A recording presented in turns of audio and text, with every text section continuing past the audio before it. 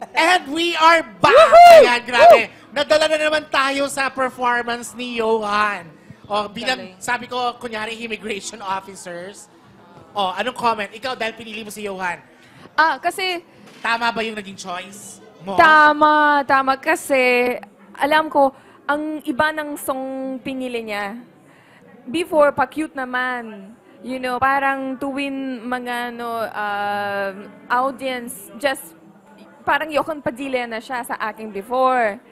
Pero ngayon, hindi siya pa cute.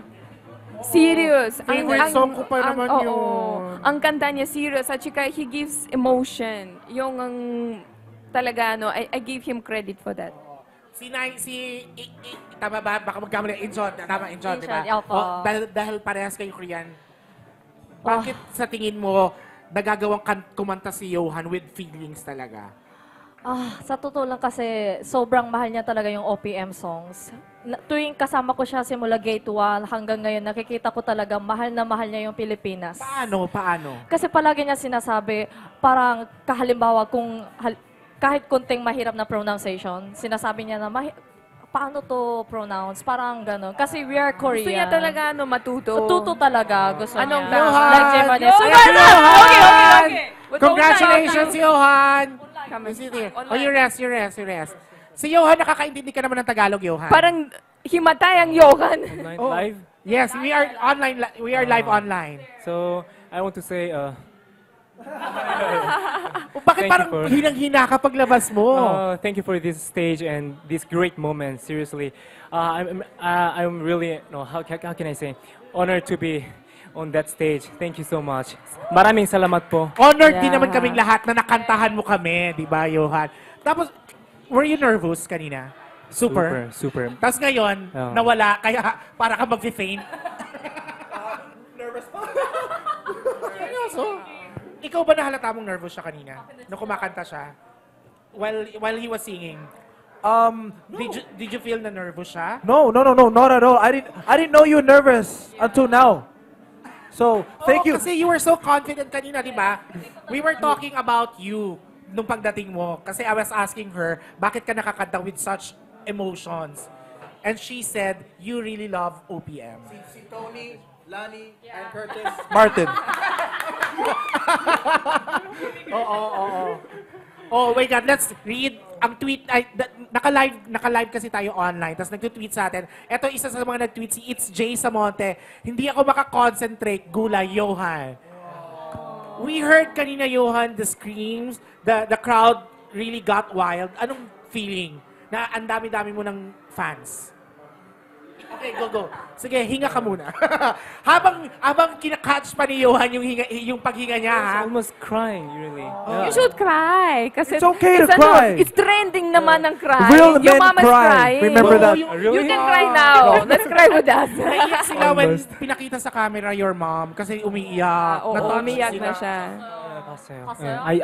I saw her. So I was like, oh, okay.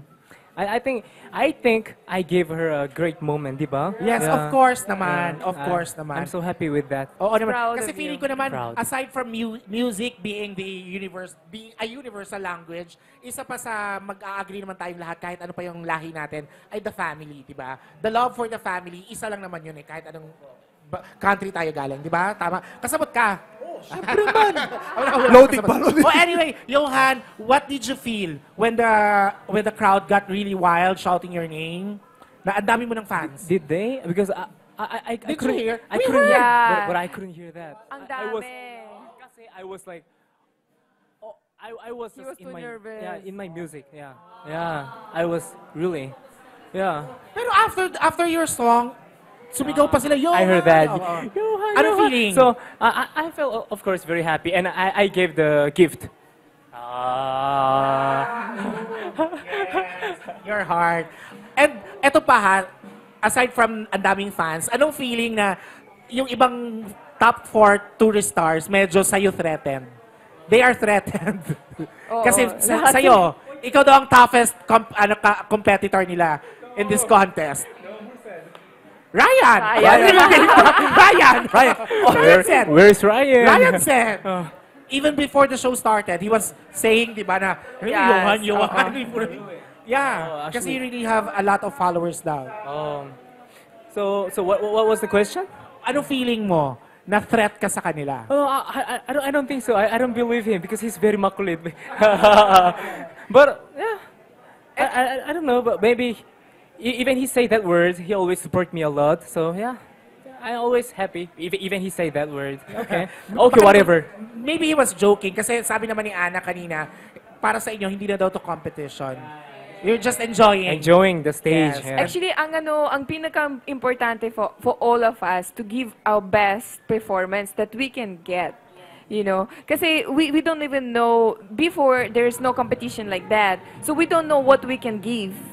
Hindi kami talaga OPM singers, di ba? Yes naman. Oo naman. Oo, hindi kami alam anong ang singer. hirap anong ginagawa niyo. Oo. Actually, some of us, hindi kami singers talaga. Ah, really? Yes. Pero nandun lang yung love Yes. for OPM.